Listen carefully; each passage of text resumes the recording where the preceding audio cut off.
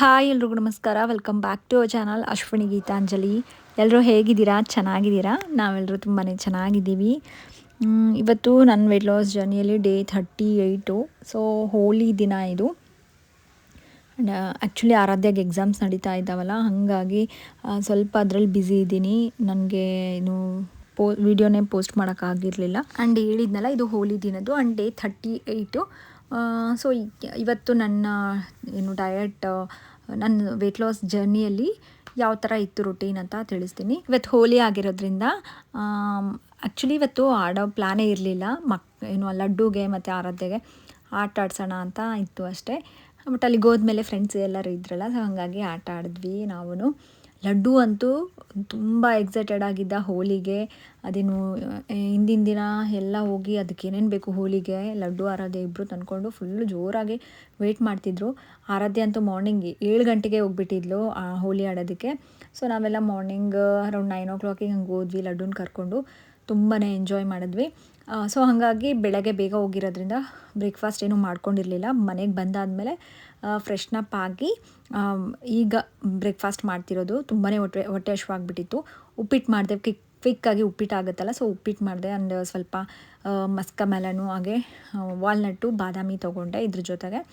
And ಈಗ ಮಧ್ಯಾಹ್ನ ಲಂಚ್ಗೆ prepare ಮಾಡ್ತಾಯಿದ್ದೀನಿ. ಬಾಳೆಕಾಯಿ ತೊಗೊಂಡು ಬಂದಿದ್ದೆ, ಬಾಳೆಕಾಯಿ ಫ್ರೈ ಮಾಡೋಣ ಅಂತ. ಇದು ಬಂದುಬಿಟ್ಟು ತುಂಬಾ ಟೇಸ್ಟಿಯಾಗಿರುತ್ತೆ. ಯಾರಿಗೆ ಕಾನ್ಸ್ಟಿಪೇಷನ್ ಪ್ರಾಬ್ಲಮ್ ಎಲ್ಲ ಇರುತ್ತಲ್ಲ ಅಂಥವರು ಬಾಳೆಕಾಯಿನ ತೊಗೊಳ್ಳಿ. ಇದರಲ್ಲಿ ನಮಗೆ ಫೈಬರ್ ಹೆಚ್ಚಾಗಿ ಸಿಗುತ್ತೆ. ಸೊ ಬಾಳೆಕಾಯಿ ಫ್ರೈ ನಾನು ಸಿಂಪಲಾಗಿ ಮನೆಯಲ್ಲಿ ಹುಡುಗರು ತಿನ್ನಲಿ ಅಂತ ಹೇಳ್ಬಿಟ್ಟು ಅವ್ರಿಗೆ ಇಷ್ಟ ಆಗೋ ಥರ ಸ್ವಲ್ಪ ಸಪ್ಪಾಗೆ ಮಾಡಿರ್ತೀನಿ. ಎಲ್ಲ ಮಾಡಿದ್ಮೇಲೆ ಕೊನೆಗೆ ನಾನು ಖಾರದ ಪುಡಿ ಮೇಲ್ಗಡೆ ಉದುರಿಸ್ಕೊಂಡು ಸ್ವಲ್ಪ ಫ್ರೈ ಮಾಡ್ಕೊಂಡ್ಬಿಡ್ತೀನಿ ಅಷ್ಟೇ.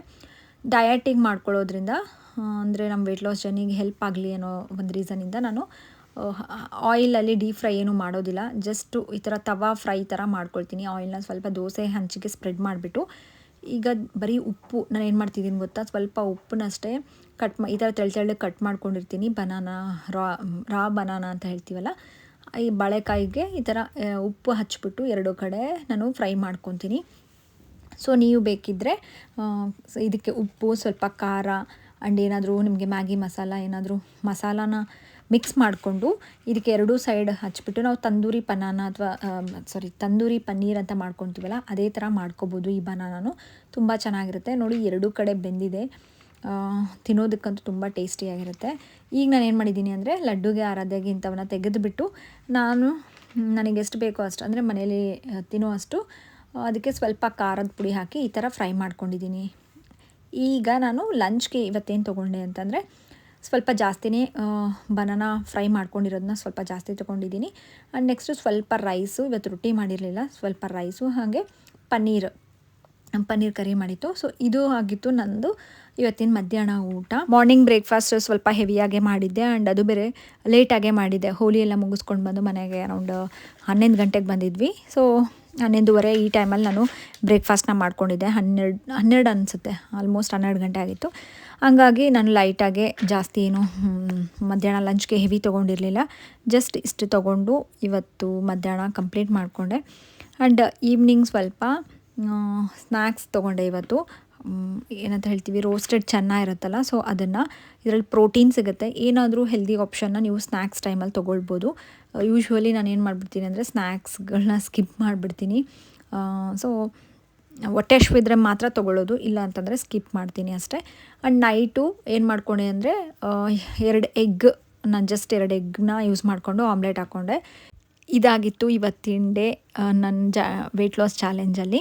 ಆ್ಯಂಡ್ ಇಲ್ಲಿ ತೋರಿಸ್ತಿರೋದೇನು ಅಂದರೆ, ಪ್ಲಾಜೋ ಪ್ಯಾಂಟ್ ಇದು.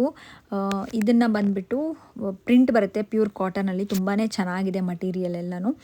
ಲಿಂಕ್ಸ್ ಕೊಟ್ಟಿರ್ತೀನಿ, ಬೇಕಿದ್ದರೆ ಚೆಕ್ ಮಾಡಿ. ಕೆಲವರು ಈ ಥರ ನಾನು ಡ್ರೆಸ್ಸಸ್ ತೋರಿಸೋದಕ್ಕೆ ಲಿಂಕ್ ಕೊಡೋದಕ್ಕೆ ಪೇಯ್ಡ್ ಪ್ರಮೋಷನ್ ಅಂತ ಅಂದ್ಕೊಂಡ್ಬಿಟ್ಟಿದ್ದೀರಾ. ಪೇಯ್ಡ್ ಪ್ರಮೋಷನ್ ಅಲ್ಲ, ಇದ್ರ ಬಗ್ಗೆ ನಾನು ನಿಮಗೆ ಡೀಟೇಲಾಗಿ ತಿಳಿಸ್ತೀನಿ. ಮತ್ತೆ ನೆಕ್ಸ್ಟ್ ವ್ಲಾಗಲ್ಲಿ ಸಿಗೋಣ. ಅಲ್ಲಿವರೆಗೂ ಟೇಕ್ ಕೇರ್, ಬಾಯ್.